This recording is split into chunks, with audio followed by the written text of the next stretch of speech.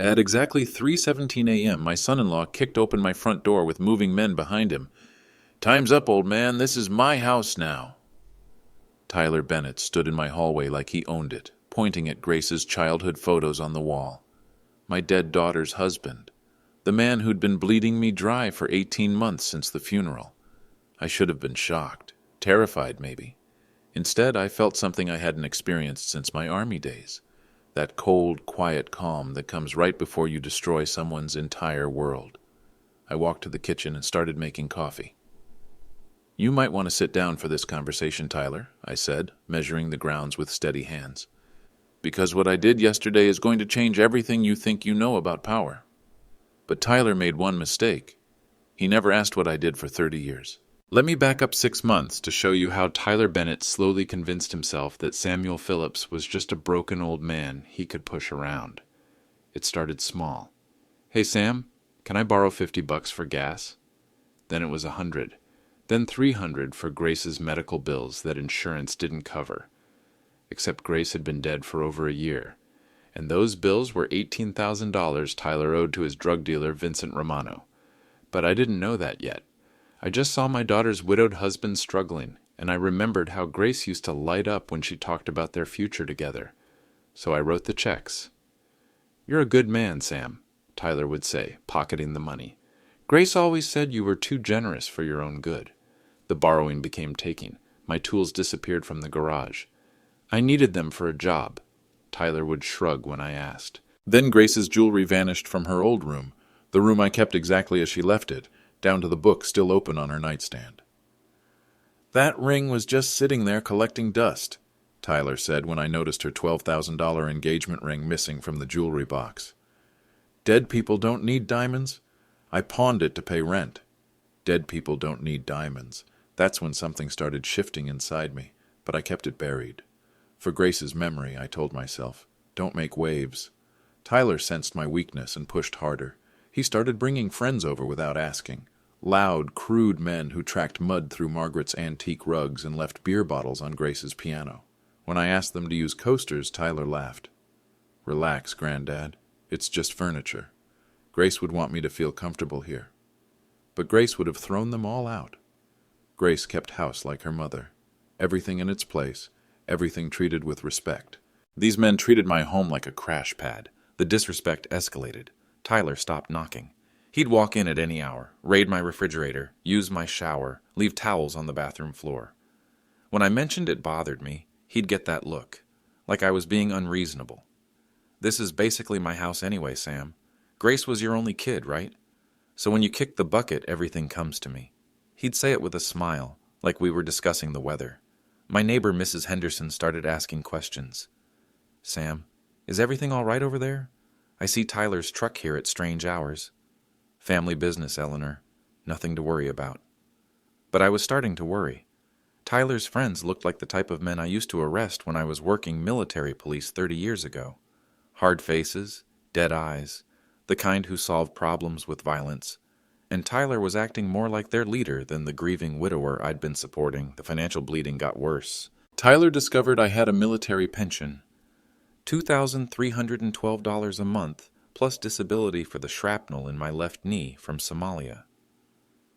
"Sam, you're sitting on all this money while I'm drowning," he said one evening, settling into my recliner without invitation. "Grace would want you to help her husband, wouldn't she?"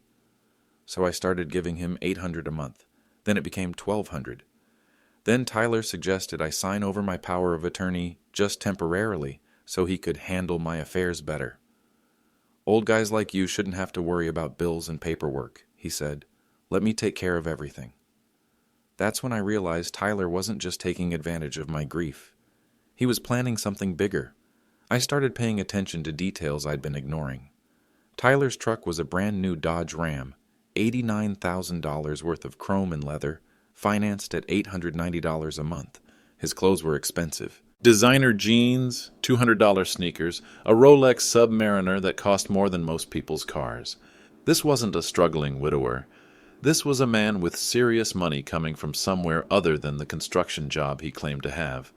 The final straw came 3 weeks ago when Tyler brought Vincent Romano to my house. Vincent was everything you'd expect from a loan shark. Gold chains, expensive suit, dead shark eyes. He walked through my living room like he was appraising it for auction. "Nice place, Tyler. Real nice." Vincent picked up one of Margaret's crystal figurines, turning it over in his thick fingers. "How much you figure this is all worth?" "780, maybe 800,000, Tyler replied. "Plus whatever the old man has in savings." They talked about me like I wasn't sitting right there, like I was already dead. "The books say you owe me 320, Vincent continued. "But if you're about to own all this," he gestured around my living room, "we can work something out." $320,000.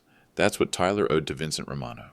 And he planned to pay it with my house, my home for 43 years, where I raised Grace, where Margaret died in hospice care in our bedroom. But Tyler made a crucial miscalculation. He assumed that because I'd been quiet, because I'd been generous, because I'd let him take advantage of my grief, he assumed that made me weak. He was about to learn the difference between kindness and weakness. Last Thursday night, Tyler crossed a line he didn't even know existed. I was at Danny's Diner around 8 p.m., same booth I've used every Thursday for the past 5 years since Margaret passed. Just me, a cup of coffee, and the local paper. It's a routine that keeps me connected to normal life, the life Grace always wanted me to have after retirement. Tyler walked in with 3 of his friends, including Vincent Romano. They took the corner booth, ordered beers, and started talking loud enough for half the restaurant to hear. "So there I am, dealing with this pathetic old bastard," Tyler was saying, gesturing with his beer bottle. "Guy's been moping around for 2 years, crying over his dead wife and dead daughter like some kind of zombie." I kept my eyes on the newspaper, but every word hit like a physical blow. "Tyler, man, why don't you just put him in a nursing home?" one of his friends suggested. "Can't, not yet. He's got to sign over the house first, and the old fool's been dragging his feet." Tyler took a long drink. "But I got a plan. Tomorrow night I'm bringing movers. 3 a.m. when his brain's all fuzzy. He'll be so confused he'll sign whatever I put in front of him." Vincent Romano laughed. A wet, ugly sound. 3 a.m.? That's cold, Tyler. I like it. "Hey, Vincent, you want to know the funniest part?" Tyler leaned forward, dropping his voice just enough to seem conspiratorial, but not enough to actually keep anyone from hearing. "This guy thinks he's some kind of war hero. Has this little medal locked in his bedroom drawer like it's the crown jewels." "What kind of medal?" another friend asked. "Medal of Honor. Can you believe that shit? Like anyone cares about ancient history." Tyler's voice got louder, more animated. "Guy fought in some sandbox 30 years ago. Thinks that makes him special. I keep telling him, 'War's over, Granddad. Time to join the real world.'" The diner had gone quiet. Even the kitchen sounds seemed muted. In a small town like ours, disrespecting veterans isn't just rude, it's social suicide. But Tyler was too drunk and too stupid to notice the stares he was getting. "So anyway," Tyler continued, "tomorrow night, old Sam's going to discover what real power looks like. My dead wife's daddy thinks he matters, but money talks and bullshit walks. By Friday morning, I'll own that house, and Samuel Phillips will be some other family's problem." He raised his beer bottle in a mock toast. "Here's to dead soldiers and their useful property." Vincent Romano clinked bottles with him. So did Tyler's other friends. 4 men toasting the destruction of a grieving father's life like it was something to celebrate. I carefully folded my newspaper, stood up, placed a $10 bill next to my coffee cup, and walked out of Danny's Diner. But as I reached the door, I heard Tyler call out, "Hey, isn't that your mark over there?" followed by cruel laughter. I kept walking. Steady pace. No reaction. 30 years of special operations training taught me never to show emotion when the enemy reveals their plans. But inside, something that had been sleeping since Margaret's funeral was waking up. When I got home, I went straight to my bedroom and opened the bottom drawer of my dresser. Underneath my winter sweaters, in a wooden box Margaret gave me for our 20th anniversary, was my Medal of Honor. The citation is dated March 15th, 1987. Somalia, Operation Restore Hope. For conspicuous gallantry and intrepidity at the risk of his life above and beyond the call of duty, Colonel Samuel Phillips, while serving as commanding officer of Special Forces Detachment Alpha, 594. I won't read you the whole thing, but the short version is that 19 men were trapped behind enemy lines, and I went in alone to get them out. Took 3 bullets in the process, including the one that still sets off metal detectors. Tyler called it ancient history. But the men I saved that day? Some of them are now generals, federal judges, FBI directors, the kind of people who remember debts and honor promises. I put the medal back in its box. But this time I also pulled out a small leather address book I haven't opened in 15 years. Military phone numbers, Pentagon extensions, secure contact information for men who owe their lives to Colonel Samuel Phillips. Men who would be very interested to learn that someone was planning to rob and humiliate one of their brothers. I sat on the edge of my bed for a long time, holding that address book. Margaret always said I was too forgiving, too willing to let things slide for the sake of peace. Sam, she used to tell me, sometimes being kind is just enabling someone to hurt you. Grace inherited that kindness from me. Maybe that's why she ended up with Tyler, because she couldn't see the predator hiding behind the charming smile. But I could see it now, crystal clear. Tyler wanted to play power games? He had no idea what real power looked like. I opened the address book to page 1. The first number belonged to Agent Morrison, FBI. We served together in Afghanistan before he went federal. If Tyler Bennett was connected to Vincent Romano, and Vincent Romano was moving $320,000 in drug money, Agent Morrison would be very interested in those details. The second number belonged to Detective Campbell, local police. His father and I served in the same unit in Vietnam. Detective Campbell has been looking for a way to nail Vincent Romano for years. The third number? That one went straight to the Pentagon. I had important calls to make. But first I needed to understand exactly what Tyler thought was going to happen tomorrow night. I picked up my phone and dialed Tyler's number. Tyler answered on the second ring. Sam? Jesus, it's almost 11 o'clock. What's wrong? Nothing was wrong. Everything was about to be very, very right. I've been thinking about what you said yesterday, I told him, about the power of attorney, about letting you handle my affairs. Yeah? Tyler's voice perked up. I could hear bar noise in the background. He was still out celebrating his upcoming victory. I think you're right, I said. I've been holding on to things too tightly. Grace would want me to trust her husband. The silence stretched long enough that I wondered if the call had dropped. Are you serious right now? Tyler finally asked. Dead serious. I'm old, Tyler. Tired. Maybe it's time to let the younger generation take charge. I let my voice carry just the right amount of defeat. Resignation. What would I need to sign? Holy shit, Sam. Really? You ready to do this? Tomorrow night's fine, I continued. Just bring the paperwork. I'll sign whatever needs signing. Tyler's excitement was palpable through the phone. Sam, you're making the smart choice here. I'll take good care of everything, I promise. I know you will, I said. Then I hung up. Tyler thought he'd just talked a broken old man into surrender. What he'd actually done was confirm every detail I'd overheard at the diner. Now it was time to make those other calls. I opened my address book and dialed the Pentagon number first. Duty officer, night shift. A crisp voice answered. This is Colonel Samuel Phillips, serial number 7794685. I need to speak with General Morrison in the Criminal Investigation Division. Sir, it's 2300 hours. The general is... Son, tell General Morrison that Colonel Phillips needs to discuss an urgent matter involving veteran abuse and organized crime activity. Tell him it's about Somalia, March 1987. 3 minutes later, General Morrison was on the line. Sam Phillips? Jesus Christ, I haven't heard your voice in 15 years. How the hell are you? I'm fine, Tom, but I need a favor. We talked for 26 minutes. I explained Tyler's plan, Vincent Romano's involvement, and the $320,000 in drug money that was about to finance the theft of my home. General Morrison listened without interruption. Sam, I'm going to transfer you to Agent Morrison. Yeah, same last name, but different guy. He's FBI now, handles organized crime. I think you two might have some history. Agent Morrison, my old Special Forces sergeant, the kid I pulled out of that burning convoy in Afghanistan. The transfer took 30 seconds. Colonel Phillips? Agent Morrison's voice carried the same respect it held 20 years ago. Sir, what can I do for you? I told him everything. Tyler's plan, Vincent Romano, the drug money, the systematic financial abuse of a veteran. Sir, we've been investigating Romano for 8 months. If your son-in-law is carrying that kind of cash, we need documentation. Can you get us evidence? Agent Morrison, I'm 62 years old and I've been retired for 15 years, but I haven't forgotten how to run an operation. What do you need from us? Surveillance, On Vincent Romano, on Tyler Bennett, and on my house, and I need it tonight. Consider it done, sir. Next call. Detective Campbell.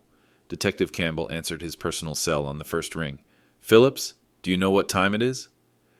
Danny, I need your help. It's about Vincent Romano. Detective Campbell had been trying to nail Vincent Romano for 5 years. Vincent was smart, careful, and had never left enough evidence for an arrest. But Tyler Bennett was neither smart nor careful. Sam, what are you involved in? I explained Tyler's plan. The 3 a.m. home invasion, the forced signing of legal documents, Vincent Romano's presence as muscle. That's elder abuse, fraud, and extortion, Detective Campbell said. But we need evidence. We need them to actually commit the crime. What if I told you I could get you Vincent Romano on drug trafficking charges at the same time? I'd say you have my full attention.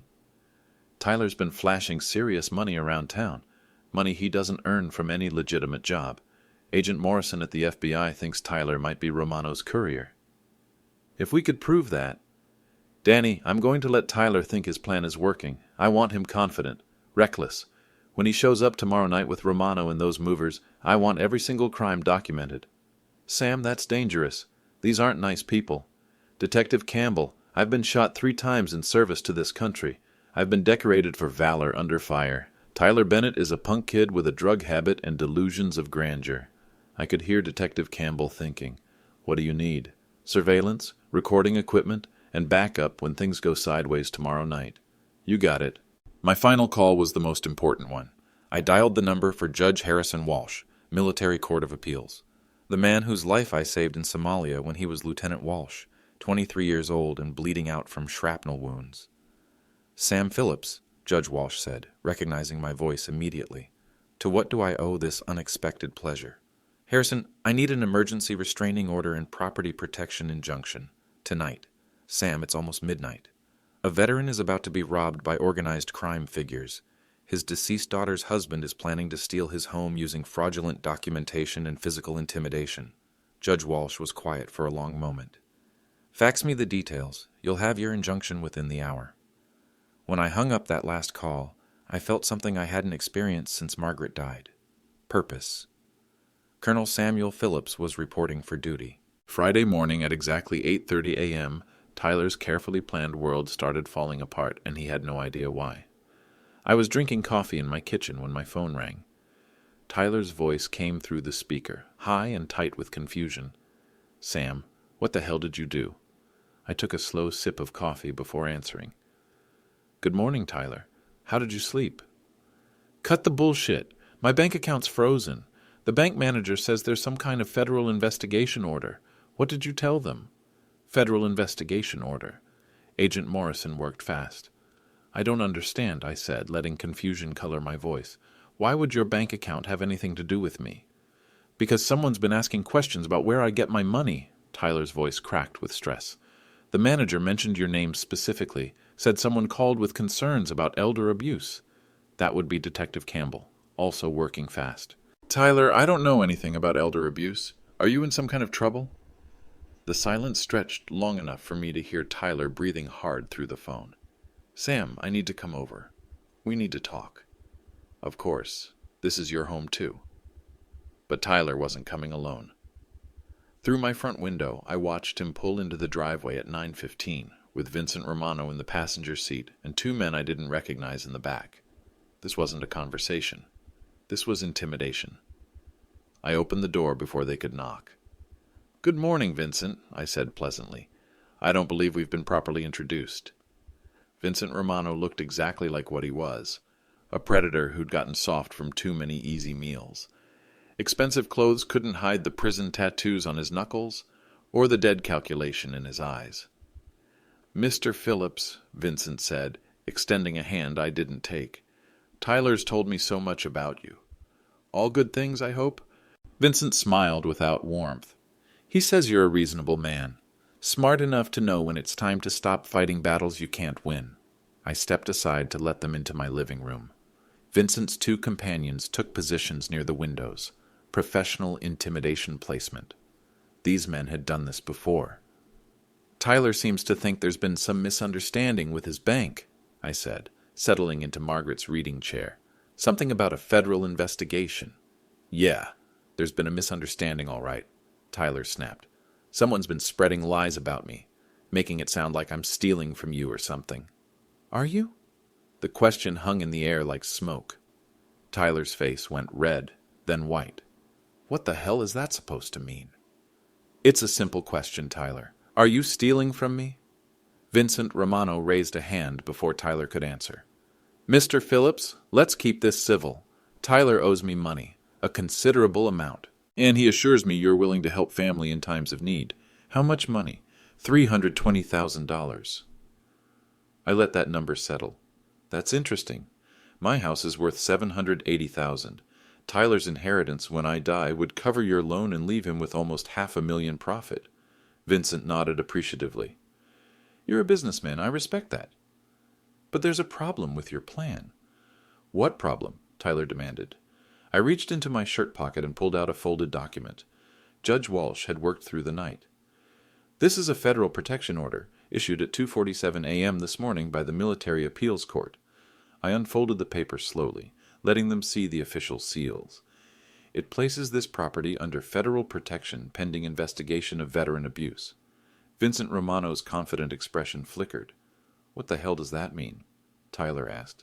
It means this house cannot be sold, transferred, or otherwise conveyed until the federal investigation is complete. I refolded the document carefully.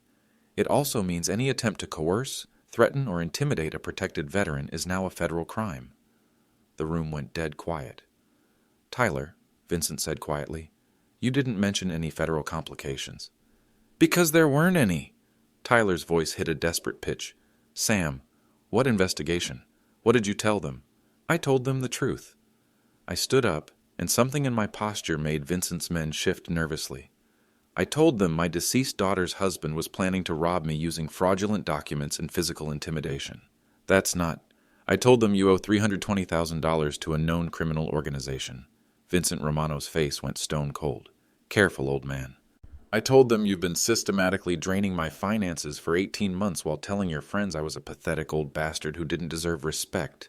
Tyler's face had gone gray. Sam, you don't understand what you're doing. And I told them you were planning a 3 a.m. home invasion with moving trucks to force me to sign over my property. Dead silence. Vincent Romano stood up slowly. Mr. Phillips, you seem to have mistaken us for people who give a shit about federal orders. No, I said, walking to my front window and pointing outside. But you might want to ask those FBI agents in the surveillance van if they give a shit about federal orders. All 4 men rushed to the window. Across the street, parked behind Mrs. Henderson's hedge, was a black Suburban with government plates. 2 men in suits sat in the front seat, and one of them waved when he saw us looking. They've been there since 3 a.m., I continued conversationally. About 30 minutes before Tyler was planning to show up with movers. Vincent Romano's face had gone pale under his tan. Tyler, he said softly, we need to leave. Now. But Vincent, the money is no longer your problem. Vincent grabbed Tyler by the arm. It's his problem now. He looked at me with something approaching respect. You played this smart, old man. 30 years in special operations teaches you to plan ahead. Vincent nodded once, professional acknowledgement, then headed for the door with his men. Tyler lingered, looking lost and desperate. Sam, please, I'm family. Grace would want you to get help for your drug problem and stop associating with criminals, I said quietly. But Grace isn't here anymore, and I'm done enabling your self-destruction. Tyler stared at me like he was seeing me for the first time. You're not the same person, he whispered. No, I agreed, I'm not. After they left, I watched the FBI surveillance team follow Vincent's car out of the neighborhood. My phone buzzed with a text from Agent Morrison. Target acquired. Romano in custody by end of day. Outstanding work, Colonel. But this was just the opening move. Tyler thought he could intimidate me into submission with threats and criminals. He was about to learn what happens when you disrespect someone who earned his respect, the hard way. The real confrontation was still coming. Tyler showed up at my house again that evening, but this time he came alone and angry. I heard his truck door slam at 8:20 p.m., followed by heavy footsteps on my front porch. When he pounded on the door, the whole frame shook. Open up, Sam. We need to talk. I took my time walking to the door, unlocked it slowly. Tyler pushed past me into the living room before I could invite him in. You son of a bitch, he snarled, spinning to face me. Do you have any idea what you've done? I protected myself and my property from criminals, I said calmly, closing the door behind him. Was I supposed to do something different? Vincent's been arrested. They seized his assets, froze his accounts, everything. Tyler's face was flushed red, and I could smell alcohol on his breath. He thinks I set him up. Did you? Of course I didn't set him up. But now he's in federal custody, and I still owe him $320,000. Tyler's hands were shaking. His people are going to kill me, Sam. Literally kill me. That sounds like a Tyler problem, not a Sam problem. Tyler stared at me like I'd slapped him. What the hell happened to you? You used to care about family. I still care about family. My daughter's dead, Tyler. You're not family anymore. You're just the man who's been robbing her father. I wasn't robbing you. $23,000 in cash over 18 months. Grace's jewelry. My tools. Unauthorized use of my credit cards. I had memorized the numbers Detective Campbell compiled. That's felony theft by any reasonable definition. Tyler's face twisted with desperate rage. I needed that money. You don't understand the pressure I've been under. Pressure from who? Your drug dealer? Vincent's not a drug dealer. Agent Morrison says otherwise. They found 2 kilos of cocaine in Vincent's warehouse, plus financial records showing cash transactions totaling over $800,000 in the past year. Tyler went dead white. How do you know that? Because Agent Morrison is my friend. We served together in Afghanistan before he went federal. The silence stretched between us like a wire under tension. Your friend? Tyler's voice was barely a whisper. Sergeant Morrison. I pulled him out of a burning convoy in 2003. He's been looking for a way to nail Vincent Romano for months. Tyler suddenly understood the scope of what had happened to him. You planned this, all of it. I protected myself from criminals, I corrected. The fact that those criminals included you wasn't my choice. It was yours. Tyler's desperation boiled over into rage. You destroyed my life over some fucking money. I defended my home from theft and intimidation. Your home? Tyler laughed bitterly. This isn't your home anymore, old man. Grace is dead. Your wife is dead. You're just some pathetic ghost haunting a house full of memories. The insult hit exactly where Tyler intended, but instead of breaking me down, it did something else entirely. It reminded me who I used to be before grief made me soft. You're right, I said quietly. I have been a ghost, but ghosts don't fight back. I stepped forward, and 30 years of combat training shifted into my posture without conscious thought. Back straight, weight balanced, hands loose and ready. Tyler saw the change and stepped backward. I'm not a ghost anymore, Tyler. What are you going to do, old man? Hit me? Tyler threw a wild, drunken punch at my face. I blocked it with my left forearm, stepped inside his reach, and planted my right hand against his chest. Not a punch, just steady pressure that sent him stumbling backward into my coffee table. Tyler crashed into Margaret's antique table, scattering magazines and sending Grace's photo to the floor. The glass frame cracked. You want to play tough guy? Tyler scrambled to his feet, his shirt torn and his face red with humiliation. I've got friends who will burn this fucking house down with you in it. No, I said, my voice carrying the command authority I learned as a colonel. You don't. Tyler froze at the tone. Vincent Romano is in federal custody. His organization is being rolled up by the FBI as we speak. Your drug money is gone. Your threats are empty. I picked up Grace's photo and carefully brushed away the broken glass. And you're standing in the home of a decorated combat veteran who just demonstrated he doesn't need to be afraid of you anymore. Tyler looked around my living room like he was seeing it for the first time, seeing me for the first time. This isn't over, he said, but his voice carried no conviction. Yes, Tyler, it is. He left without another word, and I heard his truck peel out of my driveway like he was fleeing a battlefield, which, in a way, he was. By Saturday morning, word was spreading through town faster than bad weather. Mrs. Henderson knocked on my door at 7:30 a.m. with a casserole dish and questions. Sam, there's been FBI cars parked on our street for 2 days. Danny Campbell's been asking neighbors about Tyler Bennett. What's going on? Eleanor Henderson has lived next door for 22 years. She brought soup when Margaret was sick and helped with funeral arrangements when Grace died. If anyone deserved the truth, it was Eleanor. Tyler's been stealing from me, I told her simply. The FBI arrested his business partner Vincent Romano on federal drug charges yesterday. Eleanor's face went through several expressions before settling on outraged concern. Stealing? What kind of stealing? I gave her the basic facts. $23,000 in cash. Grace's jewelry. The plan to steal my house. Vincent Romano's drug operation. That boy seemed so helpful after Grace died, Eleanor said slowly. Always asking if you needed anything, offering to run errands. He was evaluating my assets and my weaknesses. Eleanor's grandmotherly expression turned steel hard. Sam Phillips, why didn't you tell me what was happening? Because I was ashamed, I admitted. I let him take advantage of my grief. I thought I was helping family. You were being kind to a predator. Eleanor shook her head angrily. That's not your fault. That's his. By noon, Eleanor had told her sister Martha, who told her daughter at the grocery store, who mentioned it to the checkout clerk, who happened to be Detective Campbell's neighbor. Small-town information networks work faster than the internet. Detective Campbell called at 1:15 p.m. Sam, I need you to know, word's gotten out about Tyler and Romano. People are asking questions. Some of them are asking the right questions. What kind of questions? Like how Tyler afforded a $90,000 truck on a construction worker's salary. Like why he was hanging around with Vincent Romano's crew. Like whether anyone else noticed the expensive clothes and jewelry Tyler's been flashing around town. That evening, I drove to Danny's Diner for dinner.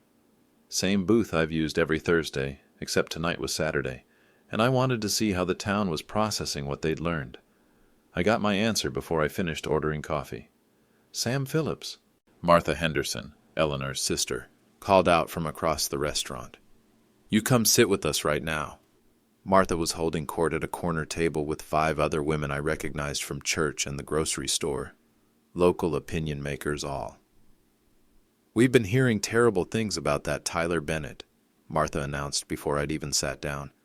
Eleanor says he was robbing you blind. The FBI arrested his partner yesterday, I confirmed. Drug trafficking charges. The women exchanged significant looks. I always knew there was something wrong with that boy, said Patricia Morrison, no relation to Agent Morrison. Too smooth, too charming. Grace was a sweet girl, but she couldn't see through a pretty face. What I want to know, added Rebecca Walsh, is why a combat veteran had to handle this alone. Where was the community support? Because he never asked for help, Eleanor said defensively. Sam's too proud to admit when he's struggling. Not proud, I corrected. Ashamed. I thought I could handle family problems privately. Family problems? Martha's voice rose. Sam, that boy isn't your family. He's a criminal who was targeting you because you're a widower living alone. The conversation was getting loud enough to attract attention from other tables. I noticed people turning to listen, some nodding in agreement. The point is, Rebecca Walsh continued, Tyler Bennett picked the wrong target. Sam Phillips has been honored by his country for valor. Anyone who disrespects a Medal of Honor recipient disrespects all of us. Medal of Honor recipient. I'd never told anyone in town about the medal except Grace and Margaret, but somehow Rebecca Walsh knew. How did you... Judge Walsh is my husband, Rebecca explained with a proud smile. He mentioned your military record when he signed the protection order, said it was an honor to help a genuine American hero. Judge Walsh talked to his wife. His wife talked to her friends. Her friends were talking to their families. By Monday morning, the local newspaper ran a story about Vincent Romano's arrest. The article mentioned an unnamed local veteran who provided crucial information to federal investigators. By Tuesday, someone had connected the dots and figured out the unnamed veteran was me. By Wednesday, Tyler Bennett had become persona non grata in a town of 8,000 people. I found this out Thursday morning when Tyler's boss, Jim Crawford, knocked on my door. Mr. Phillips, I owe you an apology, Jim said, looking genuinely embarrassed. I've been employing Tyler Bennett for 6 months, and I had no idea he was involved with drug dealers. You couldn't have known, Jim. Maybe not, but I should have questioned how he could afford that fancy truck on what I was paying him. Jim shook his head. Anyway, I fired him yesterday, and I wanted you to know, if you need any work done on your house, any repairs or maintenance, it's on me, no charge. That's very generous, but Mr. Phillips, my father served in Vietnam. I know what it means when someone earns the Medal of Honor. Tyler Bennett disrespected you, which means he disrespected every veteran in this town. By Thursday afternoon, I had similar visits from the bank manager, offering to reverse any fees Tyler had cost me, the grocery store manager, wanting to ban Tyler from the premises, and Reverend Collins from Grace's church, asking if I needed any emotional support during this difficult time. Tyler had wanted to destroy my reputation and steal my home. Instead, he'd revealed his own criminal nature and turned an entire community against himself. Sometimes the best revenge is just letting people see who someone really is. Friday morning, Agent Morrison called with news that changed everything. "Colonel Phillips, we need to talk." How soon can you get to the federal building? I drove the 37 miles to the county seat in my old Ford pickup, wondering what new evidence they'd uncovered. The FBI field office was a modest building that shared space with the federal courthouse, the same courthouse where Judge Walsh worked. Agent Morrison met me in the lobby. He looked older than I remembered, with gray threading through his dark hair, but he still carried himself with military precision. "Sir, thank you for coming in. We've been analyzing Vincent Romano's financial records, and your son-in-law's situation is more complicated than we initially thought." He led me to a conference room where Detective Campbell was waiting with several boxes of documents. "Danny, good to see you," I said, shaking hands with the detective. "Sam, you're not going to believe what we found." Agent Morrison opened the first box and spread photographs across the conference table. Surveillance photos of Tyler meeting with various men in parking lots, restaurants, and Vincent Romano's warehouse. "These photos span 8 months," Agent Morrison explained. "Tyler wasn't just borrowing money from Romano. He was actively working as a courier." Detective Campbell pointed to a series of bank records. "Look at these deposits. $28,000 in cash, deposited over 6 months in 4 different banks around the county." I studied the numbers. Regular deposits, always just under the $10,000 federal reporting threshold. "He was smart enough to avoid triggering currency transaction reports," Agent Morrison continued, "but not smart enough to avoid creating a pattern." "Where was this money coming from?" "Drug sales. Romano had Tyler running product between here and 3 surrounding counties. Tyler was earning approximately $5,000 per week. $5,000 per week, $20,000 per month, while telling me he was struggling to pay rent. "There's more," Detective Campbell said grimly. He opened a manila folder and pulled out a computer printout. "Tyler's been using social media to document his lifestyle. Look at these posts." Screenshots of Tyler's Instagram account, photos of expensive dinners, bottle service at clubs, casino gambling in Atlantic City, captions like "Living the Dream" and "Money Talks, Bullshit Walks." "This post is from 3 weeks ago." Detective Campbell pointed to a photo of Tyler wearing a $5,000 Rolex. "The same week he asked you for $800 because he couldn't make rent." Agent Morrison pulled out a larger document. Bank records from Tyler's hidden accounts. He's been maintaining 3 separate accounts under variations of his name. Total liquid assets, $346,000. $346,000. Tyler had been crying poverty while sitting on more money than most people see in a lifetime. "But here's the interesting part," Agent Morrison continued. "Romano's books show Tyler owes $320,000, but these bank records show Tyler has enough cash to pay that debt." "So why hasn't he paid it?" I asked. Detective Campbell and Agent Morrison exchanged a look. "Because Tyler's been planning to pay it with your house," Detective Campbell said. "Why use his own money when he could steal yours?" The pieces clicked into place with sickening clarity. Tyler hadn't been desperate. He'd been greedy. He could have paid Vincent Romano any time in the past 4 months. Instead, he'd chosen to manipulate a grieving widower's trust, steal family heirlooms, and plan a home invasion, all to avoid spending money he'd earned selling drugs. "There's one more thing," Agent Morrison said quietly. He pulled out a police report I hadn't seen before. "Grace's accident." My blood went cold. "What about Grace's accident?" The investigating officer noted some inconsistencies but couldn't prove anything. Detective Campbell opened the file. "Grace's car went off Route 34 at 11:40 p.m. on a Tuesday night. Single vehicle accident. No skid marks. No obvious mechanical failure." "The insurance company paid out $200,000, Agent Morrison added. "Life insurance paid another $300,000. Tyler collected $500,000 when Grace died. $500,000 plus the drug money plus his plan to steal your house, Detective Campbell said. Tyler Bennett wasn't just greedy, he was systematic. I sat back in my chair, processing the moral accounting. Tyler had collected $500,000 from Grace's death. He'd earned another $250,000 selling drugs. He was planning to steal my $780,000 house. Total potential take, $1.5 million.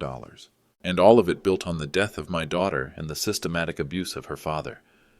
What about Grace's accident? I asked quietly.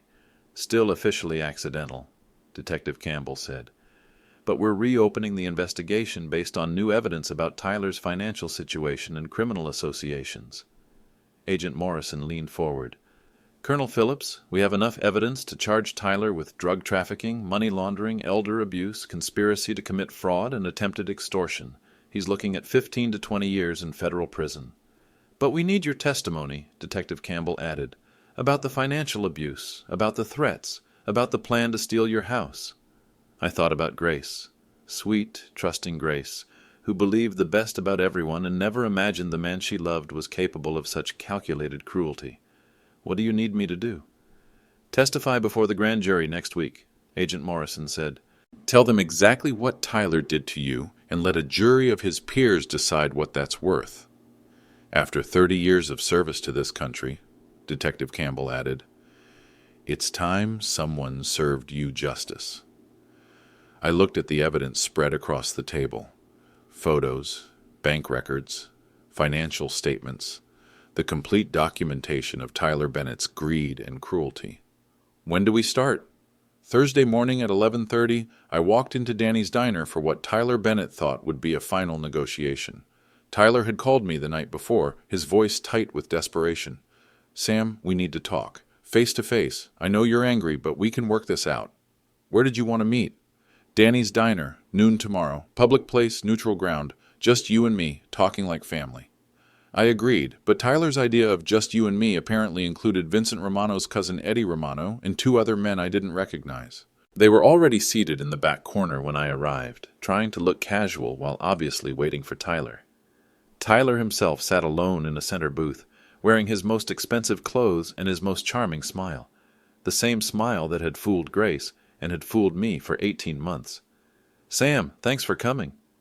Tyler stood up as I approached, extending his hand like we were old friends meeting for coffee. I didn't take his hand. Tyler, I said neutrally, sliding into the booth across from him. Danny's diner was busier than usual for a Thursday morning. Mrs. Henderson was there with her church group. Jim Crawford and several local contractors occupied a large table near the windows. Detective Campbell sat alone at the counter reading a newspaper. A lot of witnesses for what Tyler thought was a private conversation. Sam, I know you're upset, Tyler began, leaning forward with practiced sincerity. But I think there's been some misunderstandings about my relationship with Vincent. What kind of misunderstandings? Vincent's not a drug dealer. He's a legitimate businessman. Imports, export. The FBI got bad information from somewhere. Import, export of what? Electronics, computer parts, perfectly legal stuff. Tyler's smile never wavered. The federal charges are all going to be dismissed. Vincent's lawyers are very confident. I nodded like I believed him. That's good news. Yeah, so all this stress we've been under, it's unnecessary. We can go back to being family. Tyler reached across the table and patted my hand like I was a confused child. I've been thinking about your house situation, he continued. Maybe we were moving too fast. Maybe you need more time to adjust to the idea of transitioning to a smaller place. What kind of transition were you thinking? Well, you could sign the property over to me, but continue living there rent-free for as long as you're comfortable. Think of it as estate planning. Tyler's voice carried the same reasonable tone he'd used to talk me out of $23,000 over the past 18 months. And your debt to Vincent would be resolved how? Sam, you don't need to worry about that. It's handled. By stealing my house? The words hung in the air like a challenge. Tyler's smile flickered for just a moment before returning full force. Nobody's stealing anything, Sam. This is family business. Family, I repeated thoughtfully. Tell me about family, Tyler. Tell me about the $5,000 a week you've been earning selling drugs while asking me for rent money. Tyler's face went white. What are you talking about? Tell me about the $346,000 in your hidden bank accounts. The diner conversation around us had gotten quieter. People were starting to listen. Sam, you're confused. Maybe we should discuss this privately. Tell me about Grace's life insurance. Tyler flinched like I'd slapped him. Grace's insurance has nothing to do with this. $500,000? Plus another $250,000 in drug money? Plus my house would give you another $780,000. I spoke clearly, making sure everyone in the diner could hear. $1.5 million built on my daughter's death and your systematic robbery of her father. The diner had gone completely silent. Tyler looked around frantically, realizing that 30 people were watching him get exposed as a predator who had been victimizing a grieving veteran. Sam, you're sick, Tyler said loudly. You're confused and paranoid and making up stories. Agent Morrison, I called to the man sitting in the corner booth. Would you mind joining us? Agent Morrison stood up, and Tyler's world collapsed. Tyler had been so focused on me that he hadn't noticed the FBI agent sitting 20 feet away. But Eddie Romano and his friends had noticed. They were already moving toward the back exit. Tyler Bennett, Agent Morrison said, approaching our table with his badge visible. You're under arrest for conspiracy to commit fraud, elder abuse of a veteran, money laundering, and trafficking in controlled substances. Tyler's mouth opened and closed like a fish gasping for air. You have the right to remain silent. Wait! Tyler scrambled backward in the booth. Sam, tell him this is a misunderstanding. We're family. I stood up slowly, and when I spoke, my voice carried the authority of 30 years in command.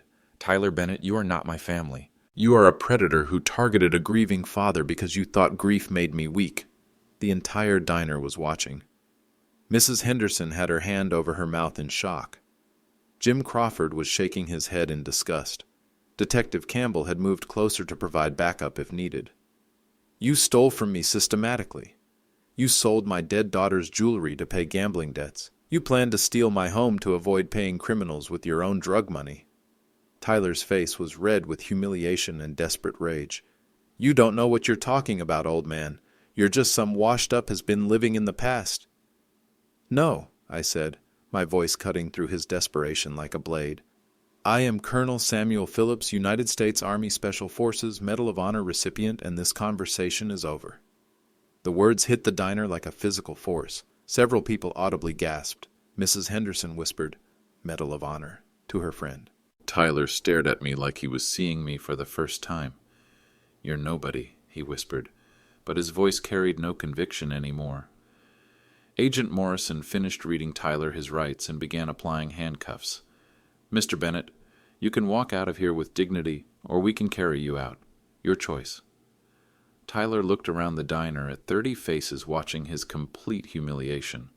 Every person in town he'd ever sneered at, everyone he'd treated as beneath him, watching him get arrested for robbing a Medal of Honor recipient. This isn't over, Tyler said to me as Agent Morrison led him toward the door. Yes, Tyler, it is.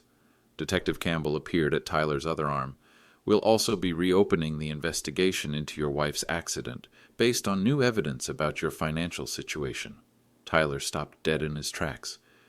Grace's accident was an accident. Maybe we'll let a jury decide.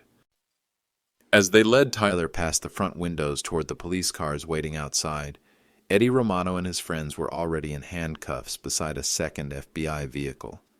I remained standing in the center of the diner until Tyler was completely gone. Then I sat back down and picked up the coffee menu. Can I get you anything else, Colonel Phillips? The waitress asked, her voice full of newfound respect. Just coffee, please. Black. Mrs. Henderson approached my table hesitantly. Colonel Phillips, we had no idea about your military service. I don't talk about it much, Eleanor. A Medal of Honor, she said wonderingly, and that horrible boy was trying to steal from you. That horrible boy just discovered that some old men earned the right to never be disrespected again. Word would spread through town within the hour. By evening, everyone would know that Tyler Bennett had tried to rob a genuine American hero and gotten destroyed for his trouble. Tyler had wanted to humiliate me publicly. Instead, he'd humiliated himself in front of an entire community that would never forget what they witnessed. Sometimes justice is served in public, and sometimes everyone gets to see exactly what happens when predators pick the wrong target. 6 weeks later, Tyler Bennett was sentenced to 18 years in federal prison. The judge made a point of mentioning Tyler's systematic targeting of a decorated combat veteran during sentencing. Agent Morrison told me later that Tyler cried when he heard the number. Vincent Romano received 23 years. Eddie Romano and the others got various sentences ranging from 8 to 15 years. The entire drug operation was dismantled. Tyler's hidden assets, $346,000, were seized under federal forfeiture laws and awarded to me as restitution. More money than he'd stolen, but money earned through crime that I donated to the local Veterans Assistance Fund. Grace's life insurance money, which Tyler had already spent on drugs and gambling, was gone forever. But the insurance company reopened their investigation based on the new evidence about Tyler's criminal activities and financial motives. They're pursuing fraud charges independently. The house is mine, free and clear, protected by federal law and community support. Judge Walsh made the protection order permanent to ensure veteran housing security, but the biggest change isn't legal or financial. It's me. I wake up every morning at 6 a.m., make coffee, and read the newspaper like I did when Margaret was alive. But now when neighbors wave, they do it with respect instead of pity. When Mrs. Henderson brings casseroles, it's because she wants to visit a friend, not check on a charity case. Last Sunday, Jim Crawford and 5 other contractors showed up to repair the damage Tyler had done to my house over the past 18 months. Scuff marks on the walls, broken molding, scratches on Margaret's hardwood floors. They worked for 8 hours and refused to accept payment. "Colonel," Jim said when I tried to pay him, "this town takes care of its heroes. The American Legion Post has invited me to speak at their Memorial Day ceremony. The local high school wants me to talk to their history classes about military service. Detective Campbell asked me to join the Volunteer Sheriff's Auxiliary. People who once saw a broken old man now see Colonel Phillips. But the most important change is internal. When I look at Grace's photo on the mantel, the photo Tyler used to knock over during his rages, I don't see a reminder of loss anymore. I see a reminder of love. Grace would be proud of her father for finally fighting back, for refusing to be a victim, for remembering that kindness without boundaries isn't kindness. It's enablement. Tyler Bennett wanted to steal my home and destroy my dignity. Instead, he reminded me who I used to be and helped me become that man again. Some lessons can only be learned the hard way. Some justice can only be earned through courage. And some old men are dangerous precisely because everyone assumes they're harmless. The war's over, but the warrior remains.